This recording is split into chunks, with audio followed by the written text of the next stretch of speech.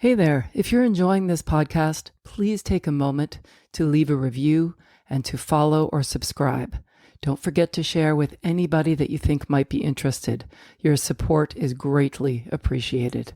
Word of mouth is incredibly powerful, and it's the best way for us to reach more people and grow this wonderful community. Thanks again for listening. Hey there.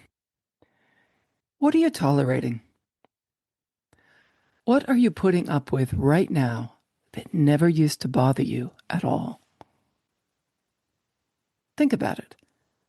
Are there people or habits or things in your life that are draining your energy right now more than filling you up?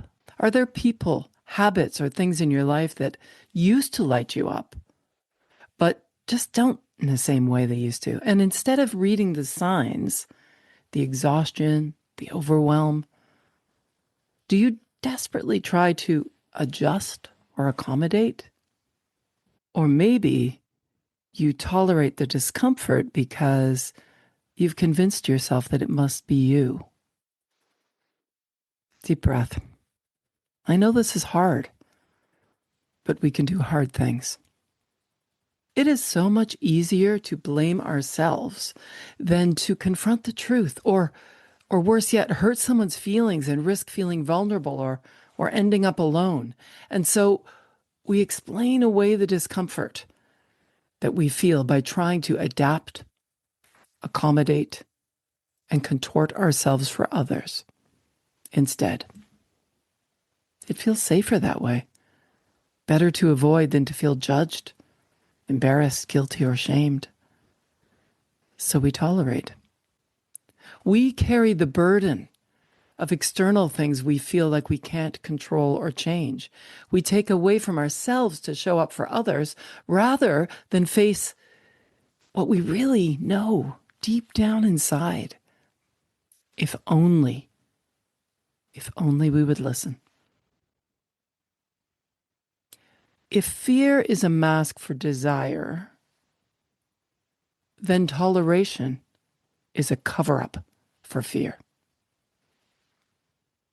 I'm going to say it again. If fear is a mask for desire, then toleration is a cover-up for fear, a kind of protective armor we create to keep ourselves safe from the things on the outside that might hurt us.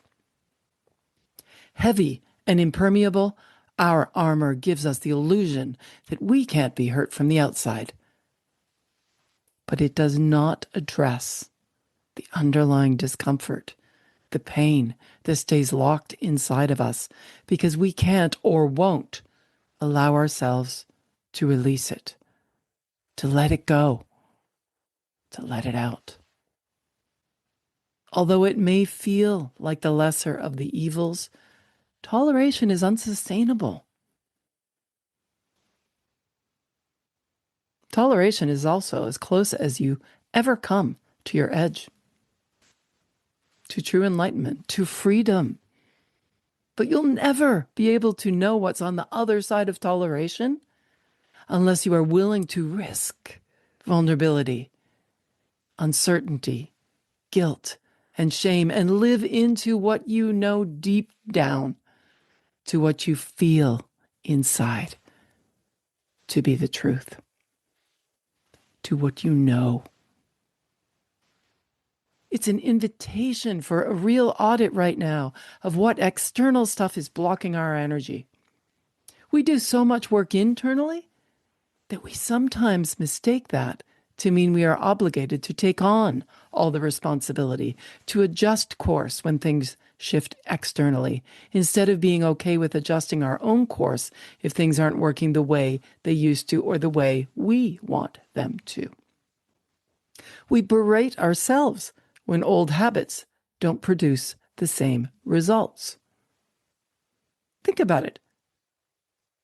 How many times have you berated yourself because old habits do not produce the same results? When do favorite things change from anchor to ball and chain? Holding you down rather than steadying you. Becoming something you put up with rather than address. What are you tolerating right now that cannot be transformed back to something that energizes you? How often have you tried adjusting course, but still it feels more like bailing out water in a sinking vessel just to keep things afloat? How much blame and guilt are you putting on yourself right now to continue doing what you've committed to do? Holding on to what you think you need when the truth is you've outgrown it. When will you realize that it doesn't fit anymore? These are tough questions. It takes courage to think about these questions. But I know that you've got this. Behind your protective armor of toleration and underneath that fear lies what you really want. I promise you, it isn't nearly as scary or far away as it seems. It's time to come home again. It's time to come home again to nurture and reevaluate what is best for your own growth, inside and out. What are you tolerating that you'd rather let go of?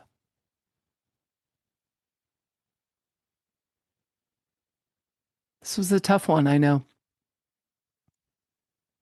Play it back a few times. Write down these prompts. Ask yourself these questions.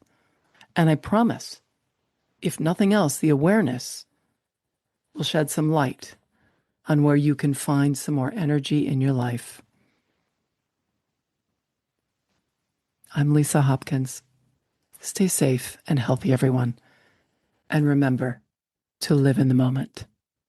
If you enjoyed this episode, I invite you to dive deeper into cultivating a life of creative possibilities with my new book, The Places Where There Are Spaces. It's filled with personal stories and insights to help you embrace living in the moment.